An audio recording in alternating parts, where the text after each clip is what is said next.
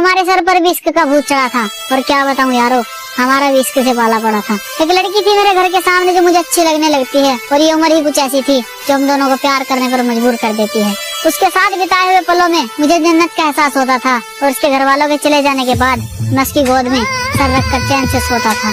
एक दिन उसके घर वालों को पता चल जाता है, वो हम दोनों को मिलते हुए देख लेते हैं, और अब उसके घर वाले उस पर पाबंदियां करनी शुरू कर देते हैं। अब हम दोनों को एक दूसरे की आदत सी हो जाती है, और मैं तो पहले ही पागल था, अब वो भी मेरे प्यार में पागल सी हो जाती है। अकेला प्यार से ही पेट नहीं भरता, उसके लिए खाना भी पड़ता है, और घर ऐसे ही नहीं चलता, उसके लिए कमाना भी पड़ता है। अब घर वालों की जिम्मेदारी और उसके प्यार का बोझ उठाकर मैं कमाने निकल जाता हूँ। मैं जल्दी ही वापस आऊंगा, मेरा इंतजार करना, ये कहकर मैं बाहर आ जाता हूँ।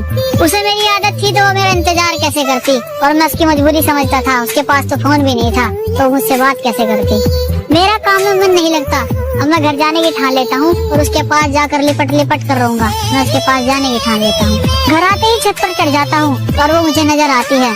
उसके हाव भाव कुछ ठीक नहीं थे, वो मुझे थोड़ी बदली बदली सी नजर आती है। जहाँ कभी मैं हुआ करता था, अब मेरी जगह कोई और आ जाता है, और जो कभी मुझसे प्यार किया करती थी, अब उसे किसी और से प्यार हो जाता है। जिसके साथ दिन रात मुलाकात हुआ करती थी, वो अब मुझे याद तक नहीं करती, और मैं उसके सामने हाथ जोड़ जोड़ कर रोता हूँ, और वो बेवफा मुझसे बात तक नहीं करती।